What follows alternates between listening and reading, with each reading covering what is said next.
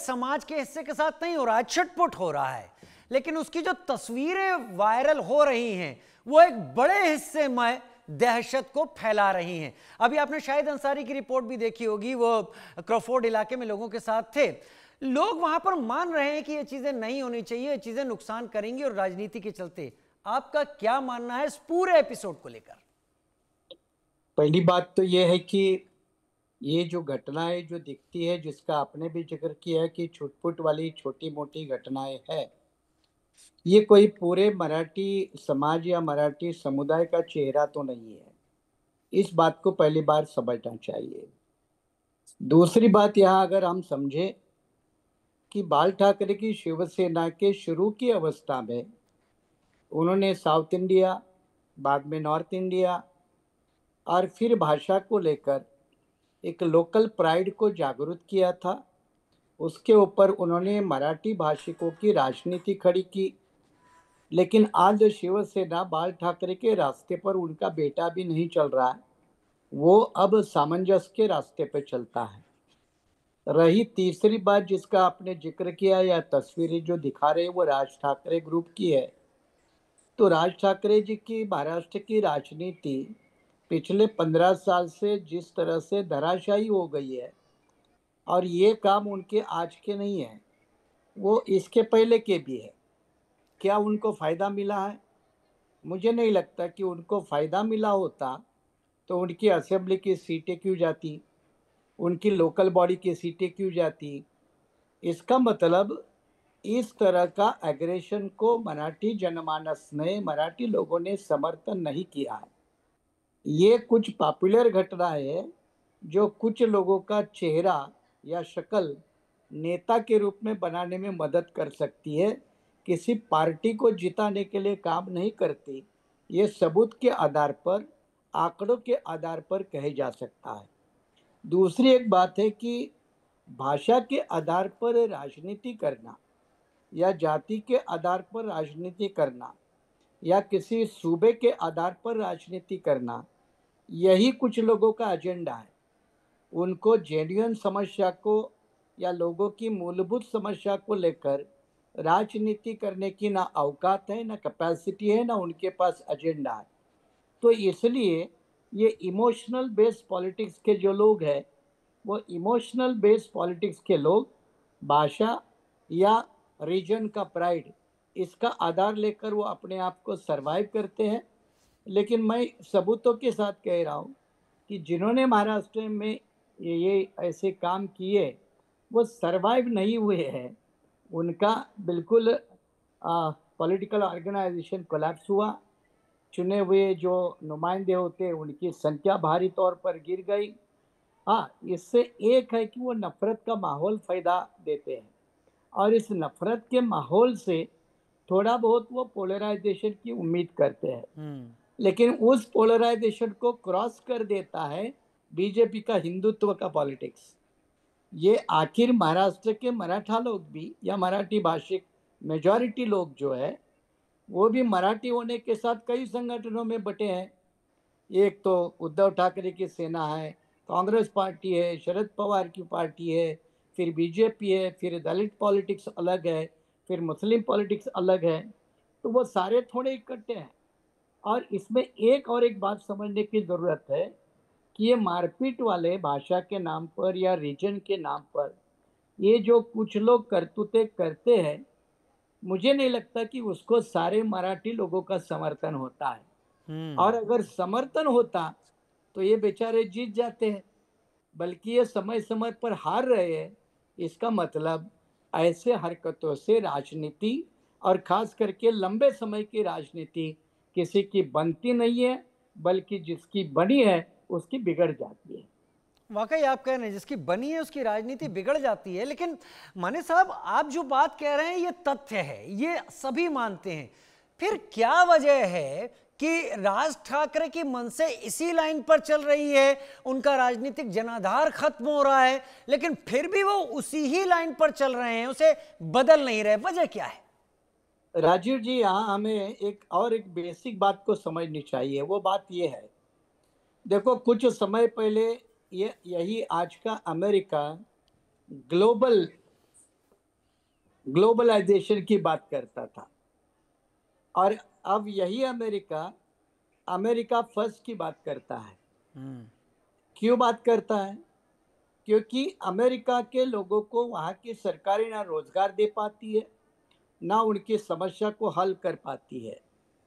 तो फिर राजनीतिक जो लोग होते हैं वो बहाने ढूंढते हैं, मौके ढूंढते हैं कि उनके काले करतूतों के ऊपर, उनके फेल्यूर के ऊपर वो दूसरे कारणों का चढ़ावा लगा देते हैं। जैसे कि बाहर के लोग यहाँ आकर अपने रोजगार खा जाते हैं, धंधे खा जाते हैं, या फिर सस्ती लेबर यहाँ प्रोवाइड होती है बाहर के लोगों के कारण, तो यहाँ के लोगों को उतनी पर्याप्त नौकरी के अवसर नहीं मिलते, इंफ्रास्ट्रक्चर के ऊपर बोझ जाता है, रहने के लिए मकानों का ऊपर जो दिक्कत ही होती है। तो इन जो बेसिक बातें होती है उसका वो खुलकर मुकाबला नहीं करते कि भाई ये सरकार का फेल्यूर है, नौकरियां नहीं बना सकते, रहने को घर नहीं दे सकते, छोटे मोटे रोजगार कारोबारी को बढ़ावा नहीं दे सकते, या लेबर को ठीक तरह से पेड नहीं कर सकते। तो ये इश्यूज लेने के बजाय, समस्या के जड़ में जाने के बजाय जो ऊपरी हिस्सा होता है जिसको कहते हैं सुपरफ्लुअस सॉल्यूशन, तो ये सुपरफ्लुअस सॉल्यूशन ढूंढने में लगे रहते हैं। अब आपने वर्तमान हालात जो नेपाल के भी देखे, बांग्लादेश के भी देखे, वहाँ नौकरियों की जो बिल्कुल कमी है, तो लोकल लोगों के मन में गुस्सा होता है, और ये लोकल लोगों की जो असंतोष है उसका चंद लोग राजनीति के लिए फायदा उठाते हैं। महाराष्ट्र में यही कोशिश कुछ लोग करते हैं कि लोकल इमोशंस को पॉलिटिकली एक्सप्लॉइट करके वो अपनी राजनीतिक रोटियां सेके, लेकिन मुझे नहीं लगता है कि उनको इसमें सफलता मिल रही है, बल्कि मैंने कहा कि उनमें गिरावट आ रही है। वाकई आपने कहा उनमें गिरावट आ रही है, और तस्वीरें हम देख भी रहे हैं। पिछले BEST सोसाइटी के जो रिजल्ट्स आए हैं अभी कुछ दिन पहले, इसमें राज ठाकरे और उद्धव ठाकरे ने मिलकर उत्कर्ष पैनल को खड़ा किया था। 21 सीटें थी जिसमें पूरी तरीके से जीरो पर आकर टिका है इनका पैनल। तो क्या ये इशारा है कि लोग मराठी हो नॉन मराठी हो इन मुद्दों को नहीं मान रहे, नहीं समझ रहे हैं, और इसका सबसे ज्यादा नुकसान उद्धव ठाकरे को उठाना पड़ेगा, क्योंकि उद्धव बाई नेचर ऐसे एग्रेसिव नहीं है जैसे राज। राजीव जी, यहाँ भी और एक बात को हमको गहराई से समझनी पड़ेगी। बेस्ट में जो कर्मचारियों का, कामगारों का जो संगठन है वो जॉर्ज फर्नांडिस के जमाने से, जॉर्ज फर्नांडिस के लेफ्टिनेंट शरद राव ये चलाते थे, जो कि नॉन महाराष्ट्रियन थे, ये साउथ इंडियन थे। शरद राव ये संगठन चलाते थे। उनका अभी भी संगठन बेस्ट में मजबूत है, उनका बेटा उसको चलाता है।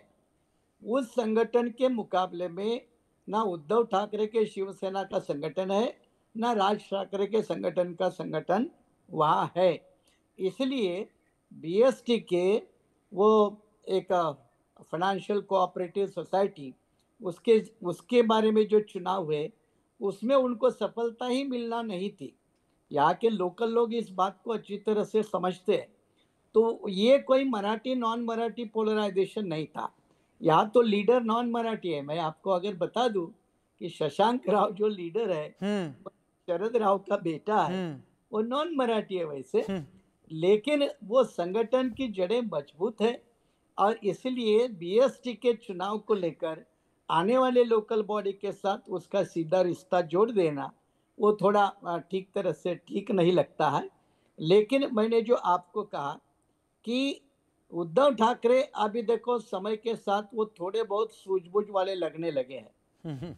अब पता नहीं आने वाले दिनों में अगर वो फिर राज ठाकरे के साथ जाते हैं तो उनको नुकसान होता है या फायदा होता है, ये तो समय बताएगा। माने साहब, आपने बड़ी अच्छी बात यहाँ पर की। ये जो कुछ हो रहा है इसका प्रतिकार नॉन मराठी या मराठी सबके जरिए हो रहा है।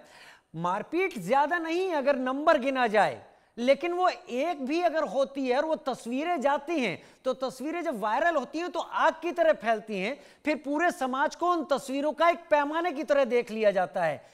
ये इस चीज को क्या कांग्रेस और उद्धव बाला साहब ठाकरे की जो पार्टी है ये समझ नहीं रहे हैं कि कर तो एमएनएस रहा है, लेकिन इसके छींटे इनके ऊपर भी आ रहे हैं, क्योंकि कहीं ना कहीं सब जुड़े हुए हैं।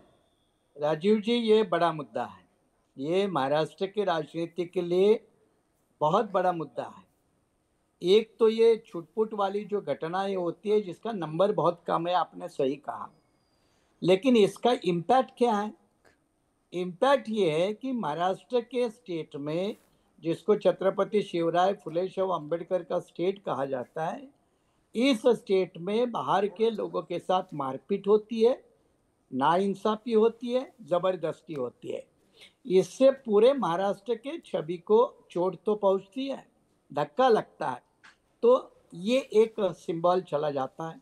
दूसरी बात, मुंबई जैसे शहर में अगर ये घटना होती है तो मुंबई सिर्फ महाराष्ट्र की कैपिटल नहीं है, ये देश की फाइनेंशियल कैपिटल है।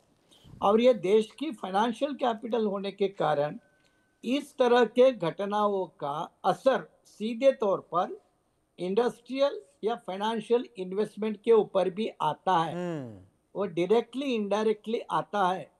इसीलिए महाराष्ट्र के ये छोटे मोटे कारोबारी उद्योग धंधे बाकी स्टेटों में क्यों जा रहे, इसका भी जवाब इन लोगों को पूछना चाहिए। रही आपने जो बात पते की कही कि कांग्रेस जो है इन बातों के ऊपर हावी क्यों नहीं होती, तो उसका सीधा और सटीक जवाब है, कांग्रेस में वो औकात अब नहीं रही जो पहले कभी हुआ करती थी। ये मैं आपको राजनीतिक जमीन खो गई है कांग्रेस, आप इशारा कर रहे हैं। लेकिन एक बात यहां पर सुरेश जी जो लोगों को समझ में आ रही है, आप भी समझ रहे होंगे क्योंकि आप देख रहे हैं चीजों को। सरकार कह तो रही है कि हम कड़ी कार्रवाई करेंगे, लेकिन सरकार उतनी कड़ी कार्रवाई नहीं कर रही, नहीं तो ये चीजें रुक जाती। दरअसल कहीं बहुत अंदर खाने शायद समीकरण इस बात को बढ़ावा देते हों कि जो चीजें चल रही हैं अगर यूं ही चलती रहें तो वो पोलराइजेशन जो सरकार में बैठी पार्टी नहीं करवा पा रही है, वो राज ठाकरे